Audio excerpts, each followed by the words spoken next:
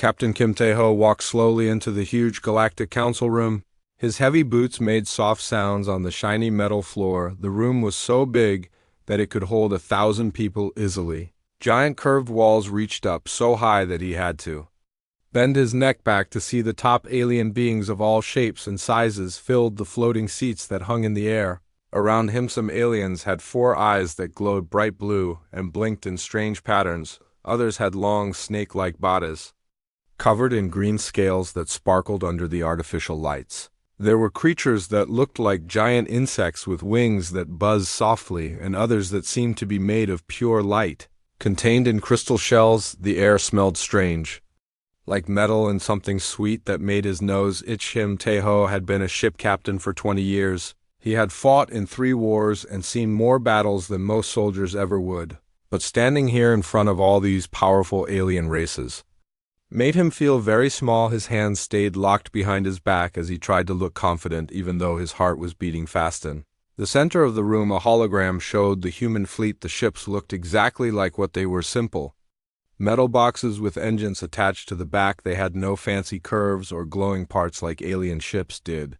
They were painted gray and looked like tools made for work, not for show. The Krell ambassador was the first to speak. His voice came out of a small device on his chest because his real voice would have been too loud for most creatures to hear safely. He was enormous. Even sitting down, his head was higher than Kim Tae-ho would be if he stood on a chair. His skin looked like rock and his eyes were small and red. "These are your warships?" he asked, and his voice sounded like he was trying not to laugh. "They look like boxes that someone put rocket engines on." Laughter started soft, but quickly got louder. The bird creatures, called Avari, made clicking sounds with their sharp beaks that their machines said meant they thought something was funny. The Hive Queen, who looked like a giant ant with a crown made of crystals, moved her long, thin feelers in a way that meant she was amused. Even the peaceful, ethereal beings, who were just balls of colored light, started flashing colors that meant they were laughing. Tuli Hyjin stood next to a control panel near the wall. She was the human who was supposed to help with talking to aliens, but right now she felt like hiding under a rock. Her face was getting red and she could feel sweat on her forehead. She had told the Earth leaders that this meeting might not go well, but nobody had listened to her. The humans had only been part of the Galactic Council for 3 years, and everyone still treated them like children. The snake-like Naga representative spoke next. Her voice was soft, but somehow scary at the same time, like she might bite someone if they made her angry. Her body was as thick as a tree trunk and covered in scales that changed color from green to purple as she moved. "Krell speaks truth," she said. "Human ships have no energy shields to protect them, no quantum drives to move faster than light, no particle beam weapons to fight with. How can they help defend the galaxy with such old-fashioned machines?" This made even more aliens laugh.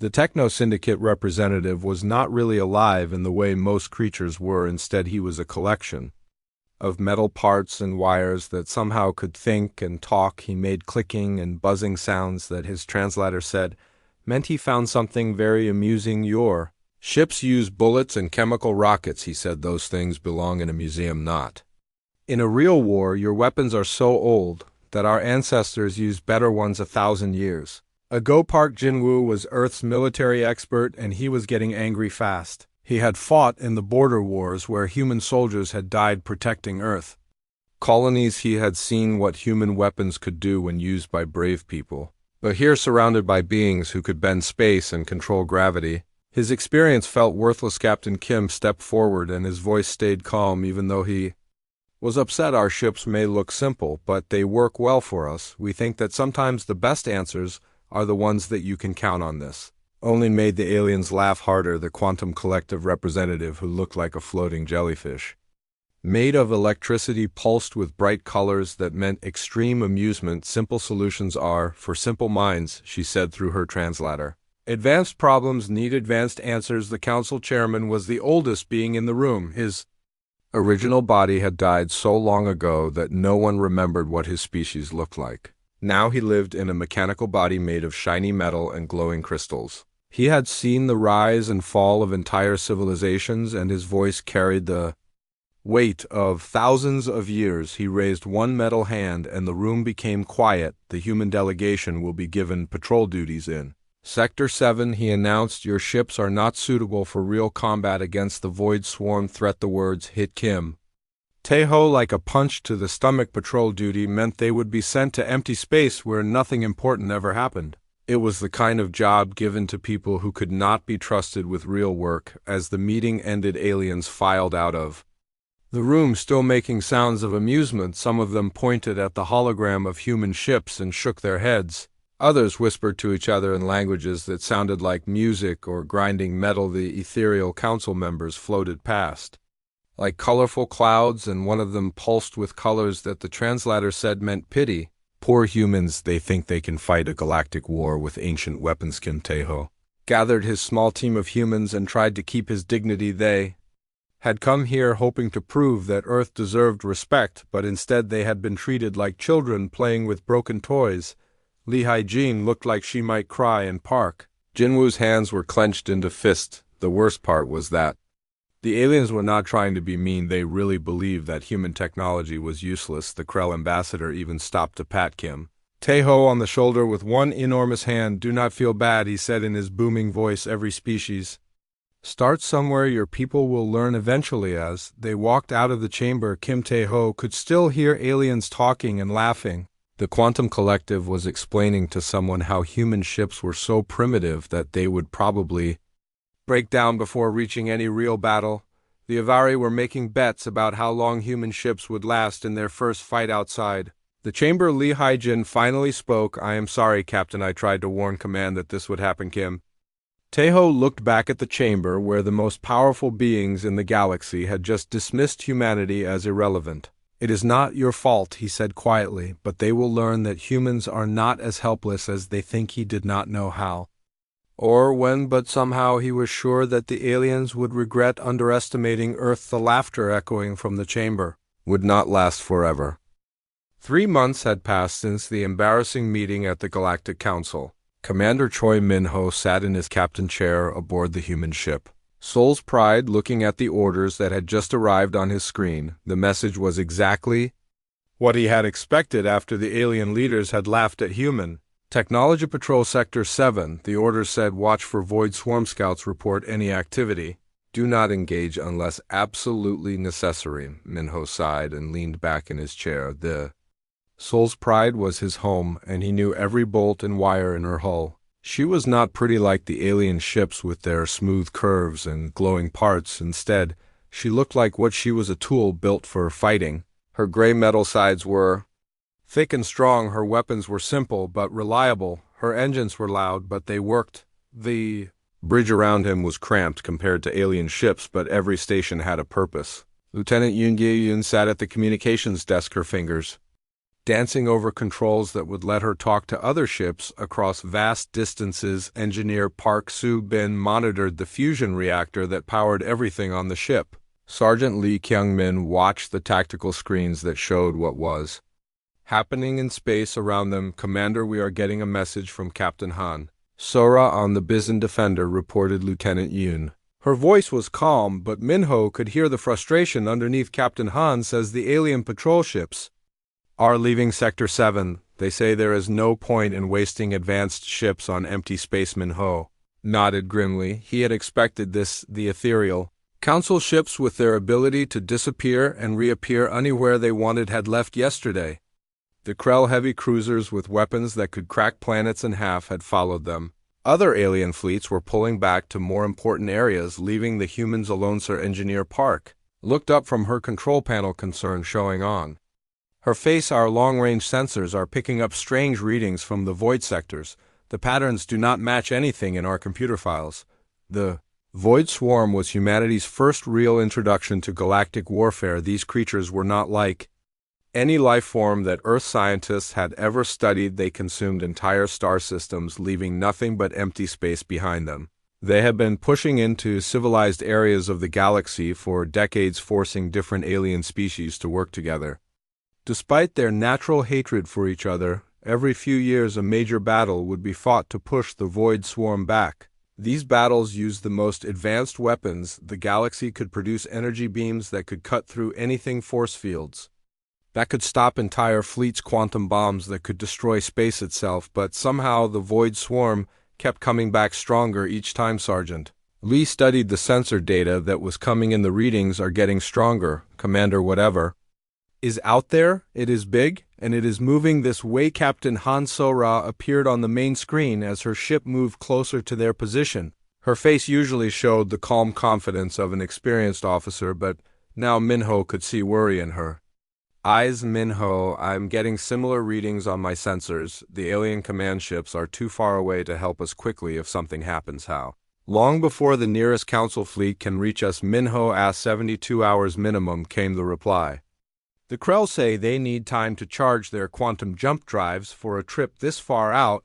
The ethereal council ships could get here faster, but they refuse to come back. They say Sector 7 is not worth the risk. Minho looked around his bridge at the faces of his crew. They were young, most of them fresh out of the Earth Space Academy, but they had trained hard and they knew their jobs. The Soul's Pride might not be the most advanced ship in the galaxy, but she was crewed by people who understood that sometimes you had to work with what you had. Lieutenant Yoon broke the silence. Commander, I'm receiving additional reports from our other ships. Everyone is detecting the same energy patterns. They are definitely coming from void swarm space. The human patrol fleet was small, just 12 ships total. 6 destroyers like the Soul's Pride, 4 larger cruisers, and 2 supply vessels that carried extra fuel and ammunition. It was a respectable force for fighting pirates or rebels, but against the void swarm it would be like throwing rocks at a hurricane. But Minho had not gotten his command by backing down from impossible odds. He had fought in the Martian Rebellion, where human ships had faced overwhelming numbers and won through determination and clever tactics. He had been at the Battle of Europa, where a small human fleet had held off alien raiders for 6 days until reinforcements arrived. All ships maintained patrol formation. He ordered over the communication system, keep sensors at maximum range and weapons ready. If something is coming our way, we will be ready for it. The next few hours passed slowly. The strange energy readings continued to grow stronger, suggesting that whatever was generating them was getting closer. The alien fleets remained far away, apparently confident that the humans could handle whatever minor threat might appear in the empty Sector 7. Captain Han So-ra called again, her image appearing on Minho's screen. Minho, the energy signatures are off the charts now. My science officer thinks we might be looking at a major incursion. Not just a few scouts. Minho felt his stomach tighten. A major incursion meant hundreds or thousands of void swarm creatures pouring through dimensional rifts into normal space. It was the kind of threat that usually required entire alien fleets working together to contain. The thought of facing such a force with just 12 human ships was terrifying, but running was not an option. The humans had been given this sector to protect, and Minho was not about to abandon his post just because the job had gotten harder than expected. Earth Command had sent them here to prove that humanity deserved respect from the galactic community. Running at the first sign of real danger would destroy any chance of that. Besides, the aliens expected humans to fail. They had made it clear that they thought human ships were toys and human crews were amateurs. This might be humanity's chance to prove them wrong. Even if the odds were impossible, all ships prepare for combat, Minho announced. His voice carried across the communication channels to every human ship in the sector. Check all weapon systems and seal all airlocks. We are going to show the galaxy what human ships can really do around him. His crew worked with quiet efficiency. They had drilled for this moment hundreds of times. Each person knew exactly what they needed to do when the fighting started. The Soul's Pride might look like a simple metal box to alien eyes, but she was crewed by people who would not give up no matter what they faced. The energy readings spiked suddenly, and Lieutenant Yoon called out, Commander, massive dimensional disturbance detected, multiple rifts opening throughout. The Sectorman Ho gripped the arms of his captain chair as space itself began to tear open around them. Whatever was coming through those rifts, humanity was about to face it alone. The aliens who had laughed at human ships were too far away to help. Now let them come, he said quietly. We will be ready. The attack came like a nightmare, suddenly becoming real. One moment, Commander Choi Minho was watching empty space on his tactical screens, and the next moment, reality itself was tearing apart as massive creatures poured through holes in the universe. The Soul's Pride shook as dimensional energy washed over her hull, making the lights flicker and causing strange sounds to echo through the corridor's contact. Multiple enemies bearing 27 Mark IV. Lieutenant Yoon Di-yoon's voice cut through. The chaos on the bridge, they are enormous, Commander, much larger than anything in our computer files. Min-ho stared at the tactical display as red dots swarmed across the screen like angry insects. The void swarm. Creatures were unlike anything in Earth's experience. They looked like living ships, if ships could be grown instead of built. Their surfaces were black and seemed to absorb light, making them hard to see against the darkness of space. Strange organic curves twisted along their hulls, and bioluminescent patterns pulsed like heartbeat-sized. Comparison to our ships, he asked, though he was afraid of the answer. The smallest ones are 3 times our mass, sir, reported Sergeant Lee Kyung-min, his voice tight with tension. The largest one. He paused and checked his readings again. Sir, the flagship creature is showing us 12 kilometers long. 12 kilometers. Min-ho had seen Earth's biggest space stations, and they were tiny compared to that.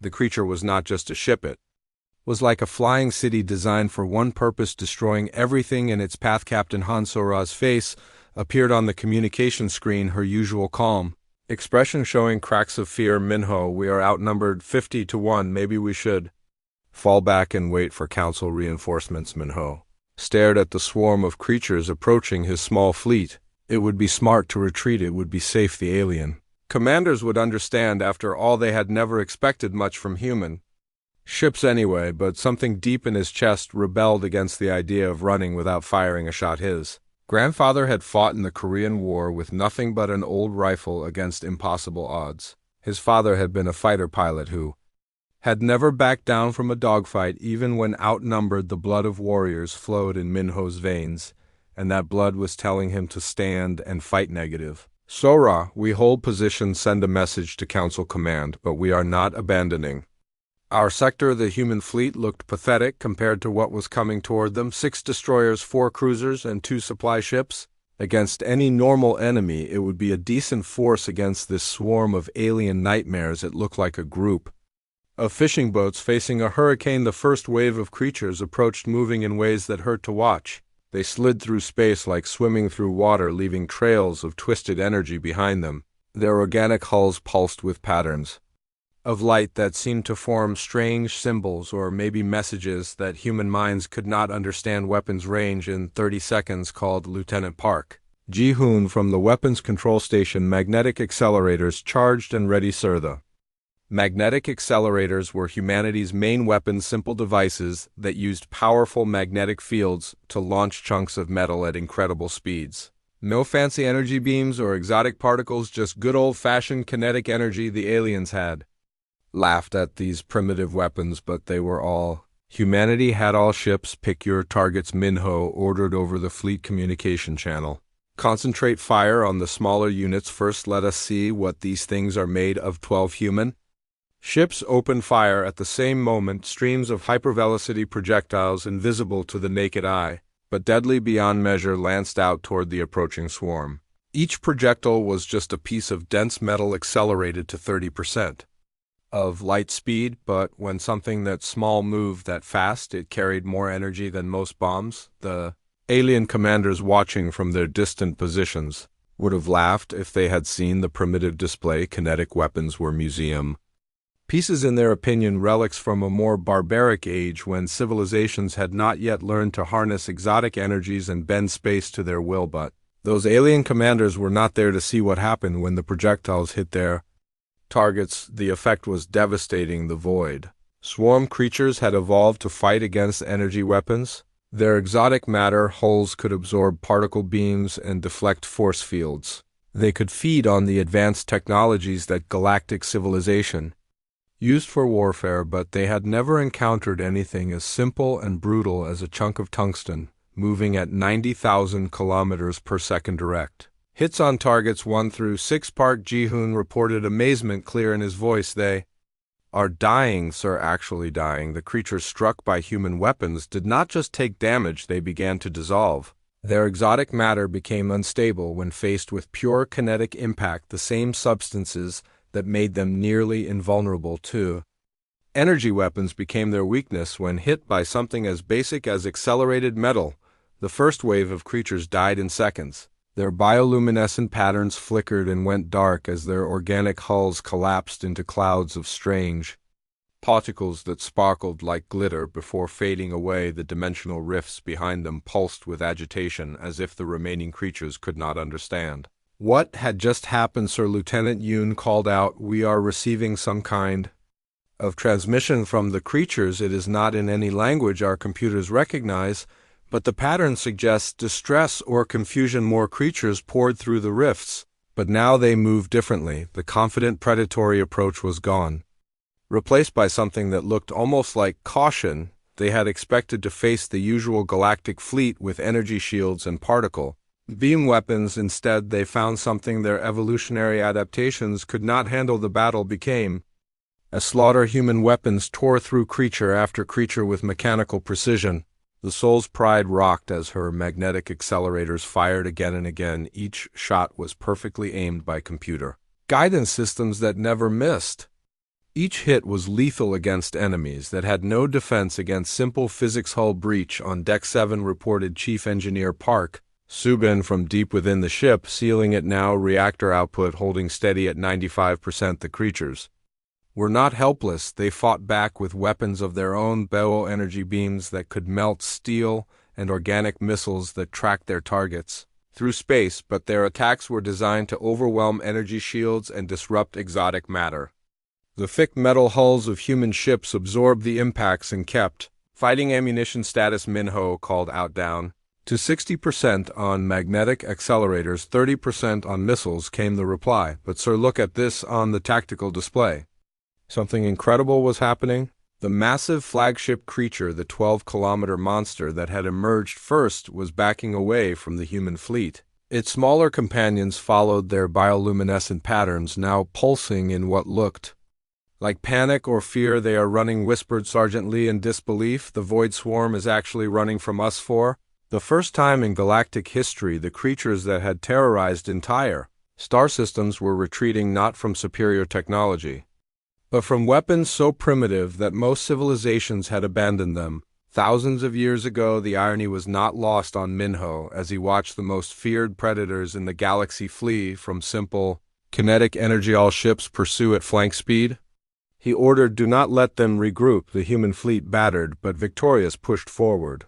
Their fusion drives might not be as fast as quantum displacement systems, but they were reliable. As they closed distance with the retreating creatures, something even more surprising happened. The dimensional rifts began to collapse one by one. The tiers in space sealed themselves as the Void Swarm fled back to whatever realm they came from. Within an hour, Sector 7 was empty except for drifting debris and 12 human ships that had achieved the impossible. Commander, Lieutenant Yoon said quietly, "We are receiving a priority transmission from Council Command. They want a full report immediately." Minho looked around his bridge at his exhausted but victorious crew. "Tell them the humans held the line. Tell them we did not run." What he did not say, what he was only beginning to understand, was that they had done more than hold their ground.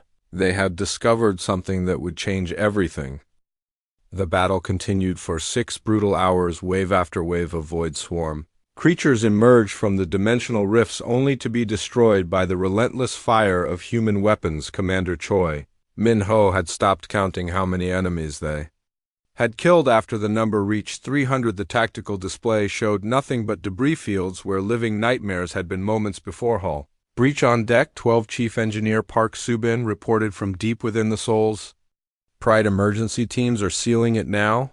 Reactor output holding at 87%, but cooling system is showing stress." Minho wiped sweat from his forehead as another group of creatures approached from the largest rift his ship had taken a beating, but she was still fighting around him. His crew worked with mechanical precision born from hours of continuous combat. Each person knew their job and did it without being told.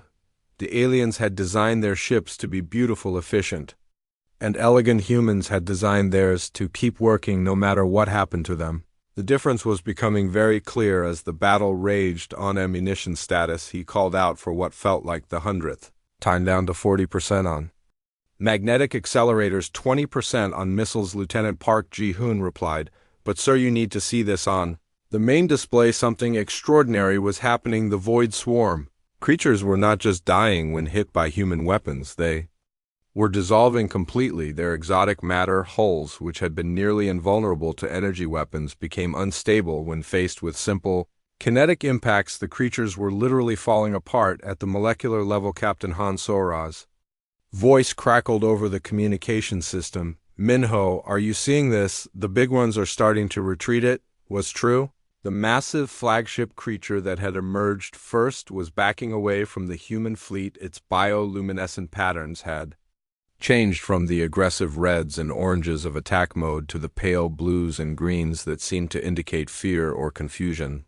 They are running, Sergeant Lee Kyung-min whispered in amazement. The void swarm is actually running from us. But Minho was not ready to celebrate. The creatures might be retreating, but they were not gone. The dimensional rifts were still open and more enemies could pour through at any moment. All ships pursue at maximum speed, he ordered. Do not let them escape, and regrouped. The human fleet, damaged but determined, pushed forward into the debris field. Their simple fusion drives were not as fast as the quantum displacement systems used by alien ships, but they were reliable and they kept working even when damaged. As the human ships closed distance with the retreating creatures, something even more incredible happened. The dimensional rifts began to destabilize. The tears in space that had been pouring out enemies for hours started to collapse on themselves. The largest rift flickered like a dying light bulb before snapping shut with a sound that registered on every sensor in the fleet. The smaller rifts followed one by one until space returned to its normal state. The void swarm creatures trapped on this side of the dimensional barriers turned to face the human fleet in what could only be described as desperation. Sir, we are getting energy readings from the remaining creatures, Lieutenant Yoon reported. They appear to be charging some kind of weapon. The surviving creatures had formed a defensive formation. Around their flagship, the massive 12-kilometer beast was glowing with internal fire as it prepared. What was obviously a last desperate attack. Bioenergy began to build along its hull in patterns that hurt to look at directly. All ships evasive maneuvers, Minho ordered, but keep firing. The creature's weapon discharged in a beam of pure destruction that could have melted a small moon.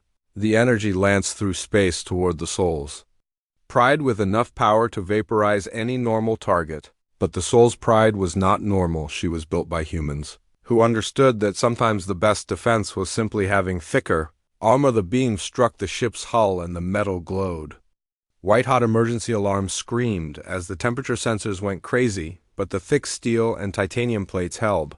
The beam carved a groove along the ship's side, but did not penetrate to the vital systems. Inside, return fire all weapons, Minho shouted. Every human ship in the fleet opened fire simultaneously. Hundreds of kinetic projectiles converged on the flagship creature at the same moment. The impact was devastating. The creature's exotic matter hull simply could not handle that much kinetic energy applied all at once. The flagship died in a spectacular explosion that lit up the entire sector. Its death seemed to break the morale of the remaining creatures. They fled in all directions, but there was nowhere to go. The dimensional rifts were closed and human weapons were faster than they were. Within 30 minutes, the last void swarm creature had been destroyed. Sector 7 was quiet except for the drifting wreckage of what had once been a terrifying invasion force. The human fleet floated among the debris fields, battered but victorious. Commander Lieutenant Yoon said, her voice filled with wonder. We are receiving communications from across the sector. Other human outposts are reporting similar results. Wherever the void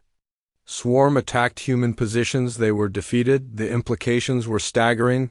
The creatures that had terrorized the galaxy for decades had been stopped not by advanced alien technology but by simple human weapons, the same kinetic accelerators that the Galactic Council had mocked as primitive had proven to be the perfect counter to an enemy that fed on exotic energy. Sir, Engineer Park called out from her station. Long-range sensors are detecting Council fleet signatures approaching from multiple vectors. They will be here in 2 hours. Minho nodded. The alien reinforcements were finally arriving, but they were no longer needed. The battle was over, and humanity had won it alone. He looked around his bridge at his exhausted crew. They had done something that would be remembered forever. Damage report, he asked. 17 hull breaches, all sealed. Park Subin replied, reactor stable at 70%.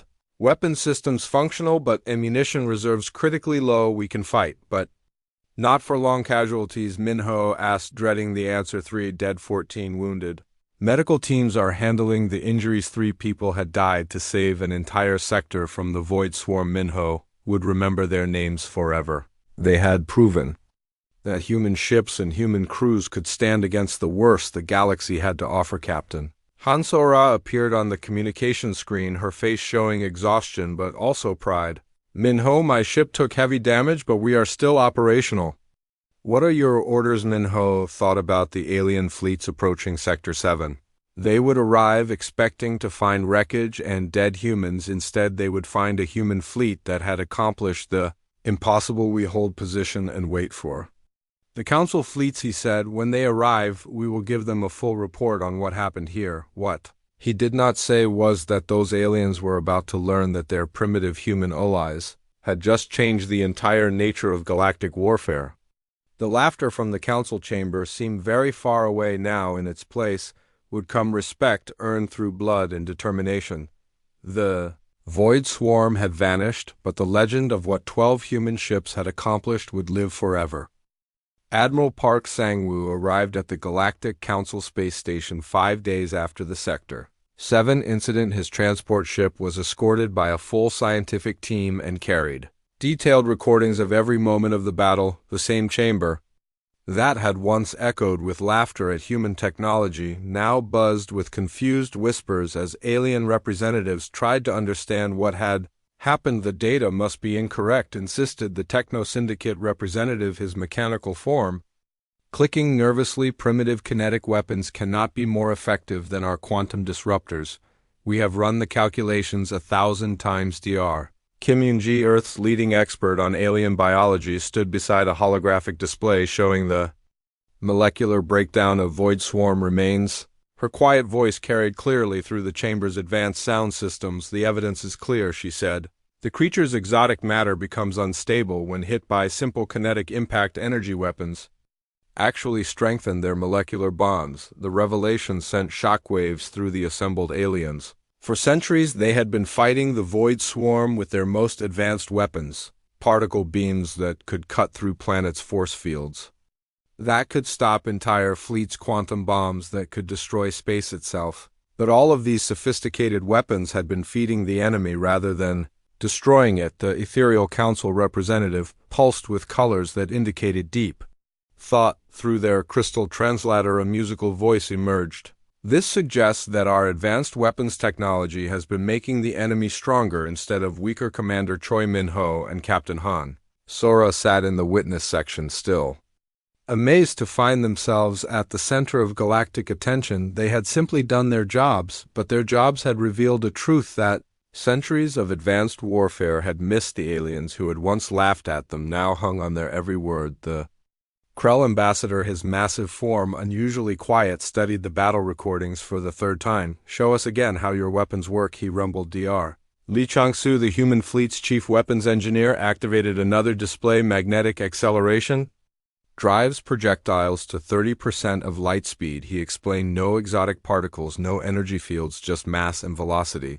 The projectiles are made of depleted uranium and tungsten alloy chosen for maximum density and penetration. Barbaric muttered the Naga representative, but her tone held less contempt than before. Her serpentine form coiled nervously as she processed the implications. Effective, corrected Admiral Park firmly. Our barbaric weapons accomplished in 6 hours what your advanced fleets have been trying to do for decades. They stopped a major void swarm incursion with minimal losses.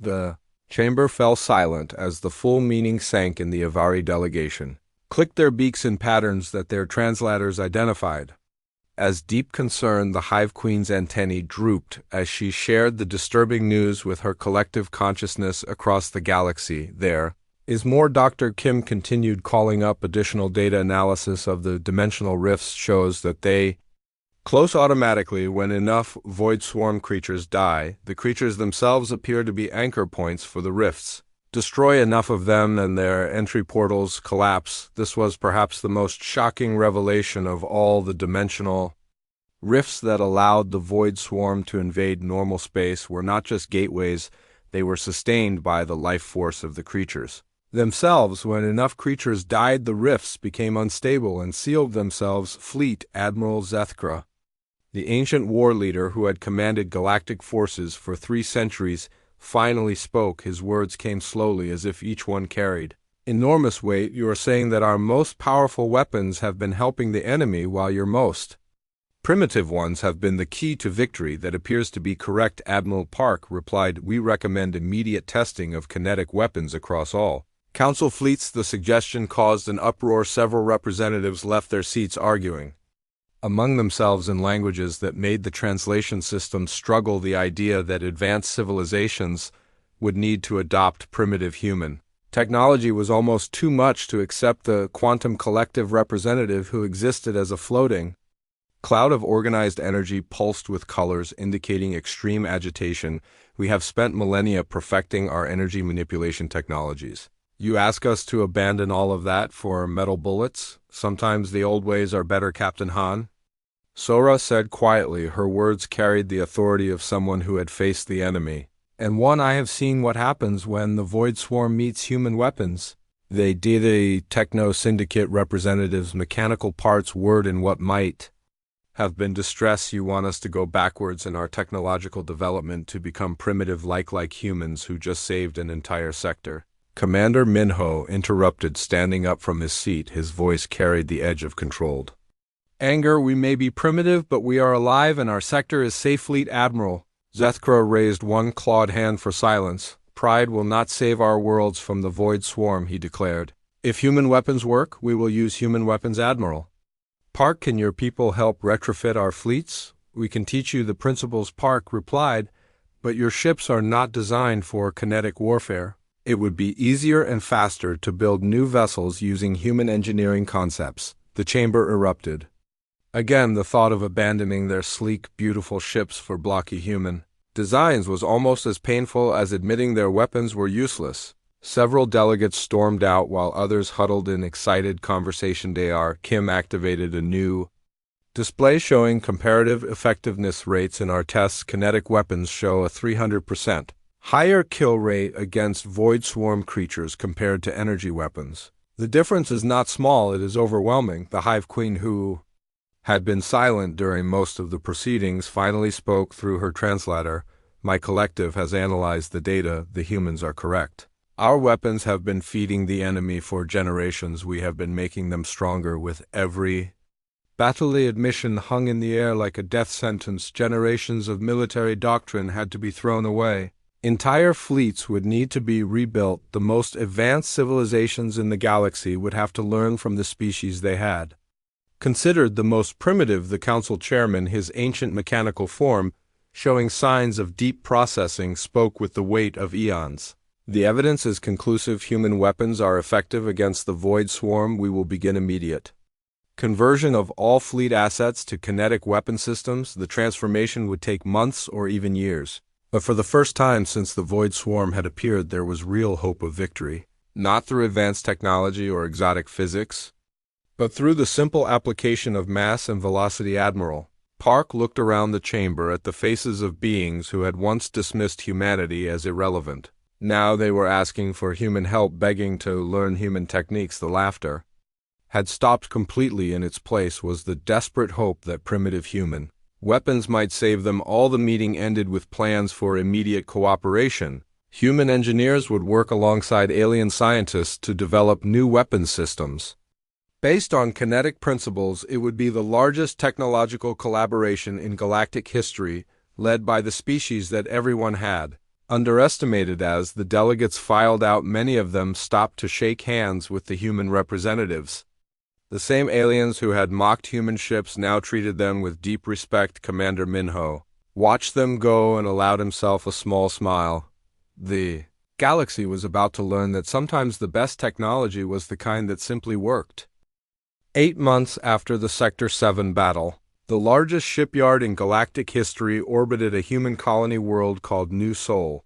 The massive construction facility stretched for hundreds of kilometers in all directions, a hybrid of alien technology and human engineering principles. The ships taking shape in its construction bays looked nothing like the elegant vessels that had once filled Council Fleet's Admiral Li Haijin walked through the main assembly area alongside Fleet Admiral Zethkra.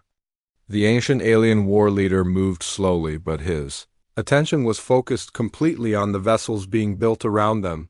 These new ships were blocky and practical, armed with weapons that would have been considered primitive just a year ago. The Krell Heavy Industries has completed 18 vessels using your design specifications. Zethkra reported his translator struggling with concepts that had no equivalent in most galactic languages. Initial combat tests show effectiveness rates 400% higher than our previous weapon systems. Around them, alien engineers work side by side with human technicians, sharing knowledge that bridged the gap between advanced theory and practical application. The Ethereal Council had contributed their understanding of dimensional mechanics, while human engineers provided expertise in kinetic weapons and robust construction techniques. The sight would have been impossible to imagine a year ago. Proud Krell technicians learning how to build magnetic accelerators from human instructors, Ethereal Council members abandoning their phase-shifting technologies to work with solid metal hulls. Even the peaceful Hive Queens had contributed vessels to the new fleet designs guided by human principles. Captain Choi Min-ho, now promoted to Admiral, stood on the bridge of the new flagship Seoul's Victory, reviewing tactical displays with his mixed-species crew. Lieutenant Yoon Daeun had been joined by an Avari navigator whose precise mathematical calculations complemented human intuition perfectly. Sergeant Lee Kyung-min worked alongside a techno-syndicate tactical specialist, their different approaches to warfare creating unexpected advantages. The bridge itself was a miracle of cooperation. Human durability, combined with alien efficiency, created spaces that could survive massive damage while still functioning at peak performance. The ship around them was no longer purely human, but it was built on human principles. Admiral, we are detecting a dimensional disturbance in Sector 12, reported the Avari navigator, her musical voice carrying clearly across the bridge energy patterns consistent with Major Void Swarm Emergency. Minho felt the familiar tightness in his stomach, but this time it was mixed with confidence instead of fear. All ships' battle stations, he ordered, let us show them what we have learned. The fleet that emerged from hyperspace looked nothing like the elegant formations of the past. These ships were built for war, not beauty. Krell vessels bristled with magnetic accelerators alongside their traditional weapons. Ethereal Council ships had traded their phase-shifting abilities for solid hulls capable of mounting kinetic batteries. Even the Hive Queens had contributed vessels armed with projectile swarms guided by their collective consciousness. The void swarm that poured through the dimensional rifts found itself facing an enemy that had learned from past mistakes. Instead of feeding on advanced energy weapons, they met walls of hypervelocity projectiles that tore through their exotic matter like paper. But when they tried to adapt, they found energy weapons waiting for them as well. Combined fleet had learned to use both primitive and advanced techniques, together creating layered defenses that the creatures could not counter. Kinetic weapons stripped away their exotic matter defenses, while energy weapons finished off their weakened hulls. It was a combination that no single species could have developed.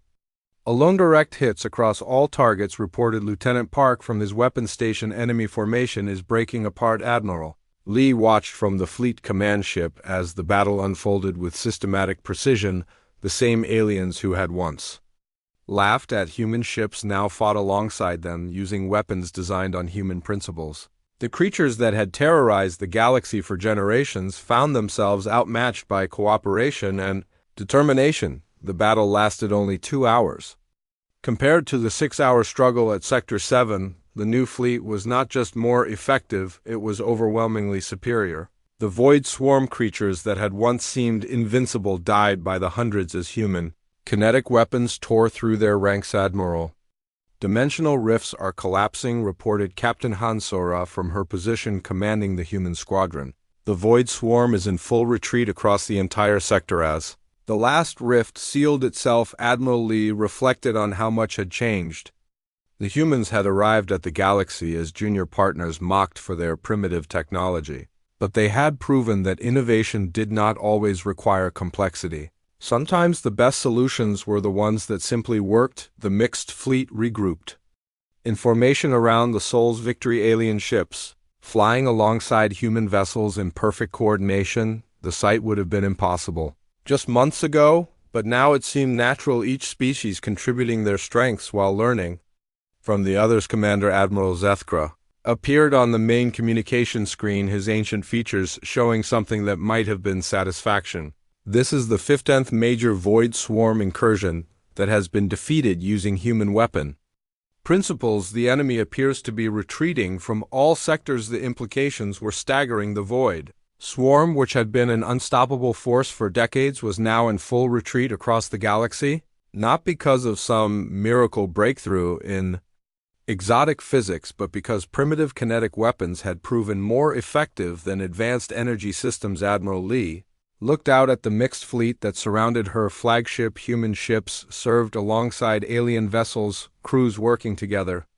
Despite their different origins, the galaxy had learned that diversity was strength and that sometimes the best technology came from the most unexpected sources. The communication channels buzzed with reports from across the galaxy. Void Swarm incursions were being defeated everywhere as the new kinetic weapons proved their worth. Species that had fought alone for centuries were now working together, combining their knowledge and resources. Sir, we are receiving a priority message from the Galactic Council, reported Lieutenant Yoon. They want to formally thank the human delegation for their contributions to galactic defense. Admiral Lee smiled. The same council that had once assigned humans to meaningless patrol duty was now offering formal recognition. But the real victory was not political recognition. It was the proof that humanity deserved to stand as equals among the stars. The Void Swarm threat was far from over, but for the first time in generations the galaxy had hoped. The creatures that had consumed entire star systems were being pushed back, not by superior technology, but by cooperation and the willingness to learn from each other. Captain Minho joined Admiral Lee at the main viewing port as they watched the mixed fleet moving in perfect formation, human ships and alien vessels working together as one force. The sight represented everything that humanity had fought to achieve. The laughter